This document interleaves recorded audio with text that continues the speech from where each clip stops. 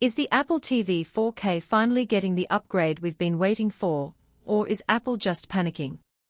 For 3 long years, the most powerful streaming box on the planet has been gathering dust while Amazon and Google refreshed their lineups over and over again. But the silence is finally breaking.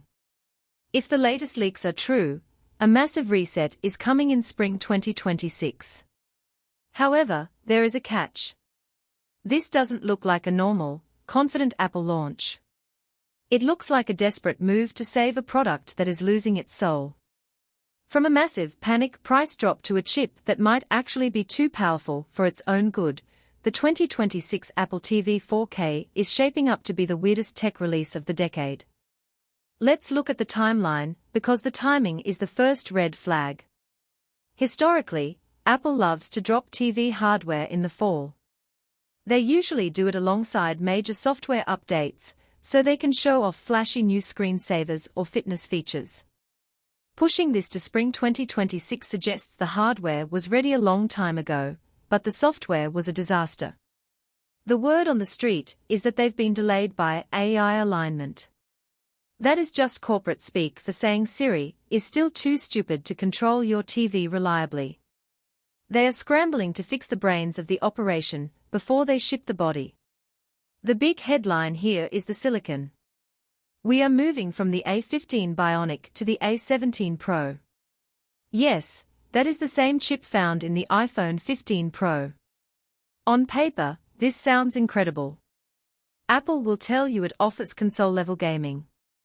But you need to think about the heat. The A17 Pro was notorious for running hot in the iPhone. While the Apple TV does have a fan, most people don't even know it exists because it rarely spins up. Sticking a 3nm Pro-tier chip into a plastic puck meant to sit in a dark, cramped media cabinet is a very bold move. Why do they even need that much power? It isn't for 4K streaming. The old chip handles that in its sleep.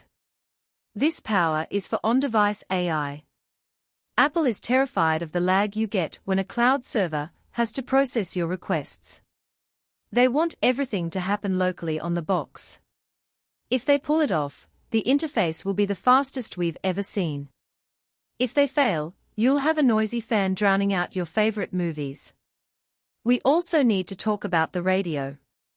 The leaks point to Apple using their own in-house N1 Wi-Fi chip for the first time. Apple has wanted to stop using Broadcom for years, and the Apple TV is the perfect crash test dummy for this. If the Wi-Fi drops on your TV, you just get annoyed. If it drops on your iPhone, you return the phone. They are claiming Wi-Fi 7 support, which is great for future-proofing, but almost nobody has a Wi-Fi 7 router yet. However, for the people running local media servers with massive, uncompressed files, this matters. The current Apple TV can sometimes struggle with high bit rate streams over Wi-Fi. The N1 chip combined with Wi-Fi 7 should theoretically offer the stability of an Ethernet cable without the actual wire. But knowing Apple's first-gen silicon, I wouldn't throw away your cables just yet. One of the most important updates is finally, hardware AV1 decoding. YouTube and Netflix use this codec to save bandwidth and make video look better at lower bit rates.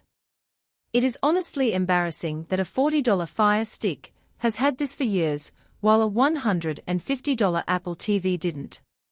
This isn't a feature Apple should be proud of, it's a late correction. If they act like they invented this on stage, it's going to be hard to take them seriously. But the real shocker is the price.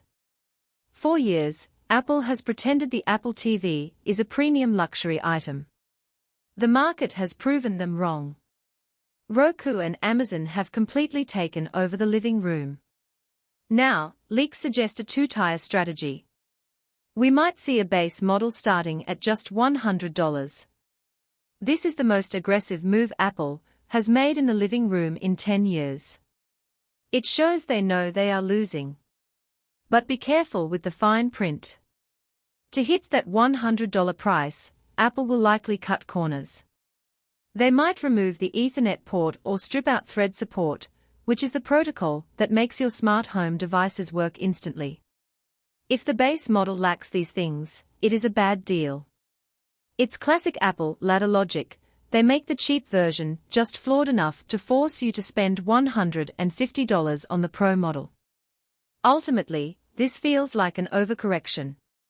Apple waited too long, realized they were 5 years behind, and decided to shove a laptop-grade chip, an experimental Wi-Fi into a box just to catch up. If you have an older Apple TV, don't buy a new one today. Wait for the spring 2026 update. It's a weird mix of high-end ambition and bargain bin pricing, but it might be the reset the platform needs. My opinion. The A17 Pro is complete overkill for 90% of people, but if that N1 chip makes the connection rock solid, it might be worth it for the power users. If you like the video, subscribe, share the video, and hit the bell icon.